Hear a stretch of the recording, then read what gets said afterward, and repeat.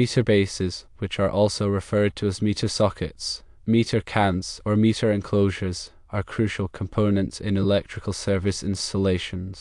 Their primary function is to provide a standardized connection point for the utility meter, which measures the amount of electrical energy consumed by a building or facility. The meter base facilitates the flow of electricity from the utility company's distribution network to the building's electrical panel, where it is then distributed to various circuits and appliances.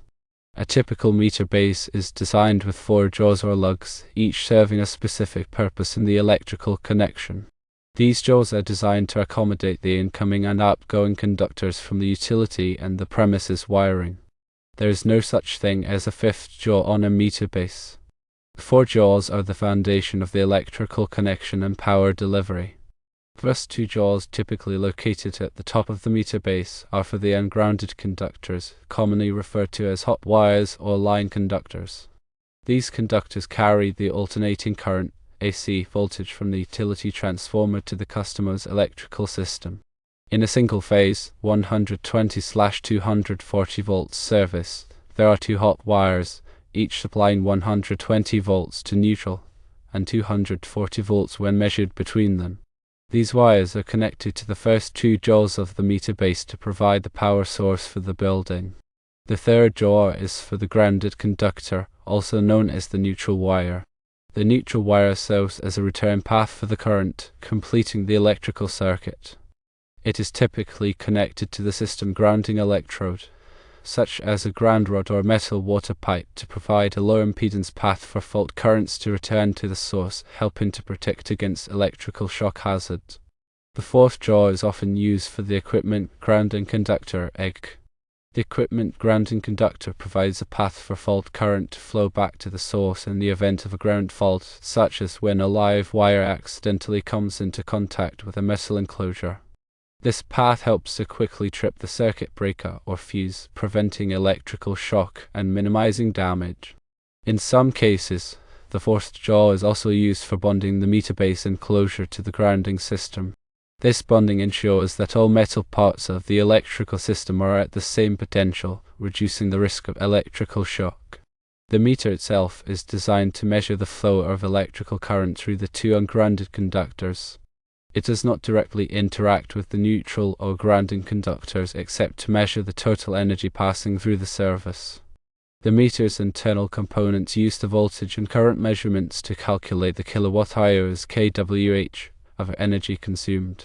It is important to understand the proper wiring configurations for meter bases, as incorrect connections can lead to safety hazards and equipment damage. All electrical work should be performed by qualified and licensed electricians who are familiar with the National Electrical Code (NEC) and local electrical codes. Meter bases are available in various sizes and configurations to accommodate different service types and amperage ratings. The selection of the appropriate meter base depends on the size of the service and the anticipated electrical load of the building. For example, a small residential service might use a 100 amp or 200 amp meter base, while a larger commercial building might require a 400 amp or higher rated meter base. In addition to the 4 jaws, meter bases also include other components such as the enclosure itself, which is typically made of metal or durable plastic. The enclosure protects the meter and the electrical connections from the elements and physical damage. Meter bases also have provisions for sealing the meter to prevent tampering or unauthorized access. Utility companies typally install seals on the meter to ensure that energy consumption is accurately measured and billed. The NEC provides detailed requirements for the installation and wiring of meter bases. These requirements cover topics such as grounding, bonding, conductor sizing, and overcurrent protection.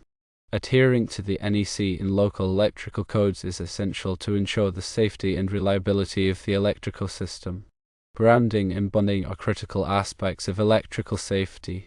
Grounding refers to connecting the electrical system to the earth through a grounding electrode, such as a ground rod or a metal water pipe. Bonding involves connecting all metal parts of the electrical system together to create a lower impedance path for fault currents. The purpose of grounding and bonding is to provide a safe path for fault current to flow back to the source, helping to quickly trip the circuit breaker or fuse and prevent electrical shock hazards. The equipment grounding conductor, EC, plays a vital role in this process. It is a dedicated wire that runs from the electrical panel to all electrical outlets, appliances, and equipment. The EGC provides a low impedance path for fault current to flow back to the source, helping to protect against electrical shock. The size of the EGC must be appropriate for the size of the circuit conductors. The NEC provides tables that specify the minimum size of the EGC based on the size of the circuit conductors. In addition to the EGC, bonding jumpers are also used to connect metal enclosures, raceways, and other metal parts of the electrical system together. Bonding jumpers ensure that all metal parts are at the same potential, reducing the risk of electrical shock. The NEC also requires that the neutral conductor be bonded to the grounding electrode at the service entrance. This bonding creates a single point where the neutral and grounding systems are connected, providing a safe and effective path for fault current to flow back to the source. The grounding electrode conductor, GEC, is the wire that connects the neutral conductor to the grounding electrode. The size of the GEC must be appropriate for the size of the service conductors. The NEC provides tables that specify the minimum size of the GEC based on the size of the service conductors. It is important to note that the grounding and bonding requirements can vary depending on the type of electrical system and the local electrical codes. Therefore, it is essential to consult with a qualified electrician to ensure that the electrical system is properly grounded and bonded. Overcurrent protection is another critical aspect of electrical safety. Overcurrent protection devices, such as circuit breakers and fuses, are designed to protect electrical circuits from damage caused by excessive current flow. Circuit breakers and fuses are rated in amps, which indicates the amount of current they can safely carry before tripping or blowing. When the current exceeds the rated ampacity, the circuit breaker trips or the fuse blows, interrupting the flow of electricity and preventing damage to the circuit. The NEC provides detailed requirements for overcurrent protection, including the selection of the appropriate size circuit breakers and fuses for different types of circuits. The size of the overcurrent protection device must be appropriate for the size of the circuit conductors. The NEC provides tables that specify the maximum size overcurrent protection device based on the size of the circuit conductors. It is important to note that overcurrent protection devices are designed to protect electrical circuits from damage caused by excessive current flow. They are not designed to protect against electrical shock. Ground fault circuit interrupters, GFCIs, are used to protect against electrical shock hazards. GFCIs are designed to detect ground faults, which occur when current leaks from a live wire to ground.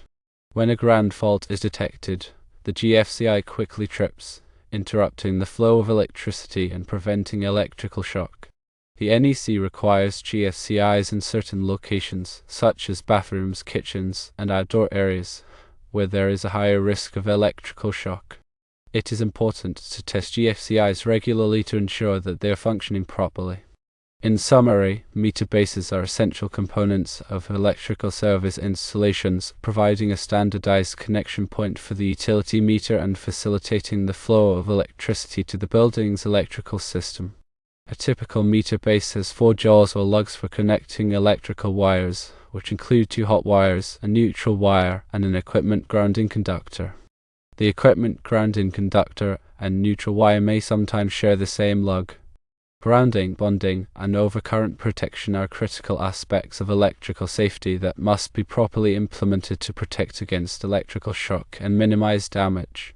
The NEC provides detailed requirements for the installation and wiring of meter bases and other electrical equipment, and all electrical work should be performed by qualified and licensed electricians.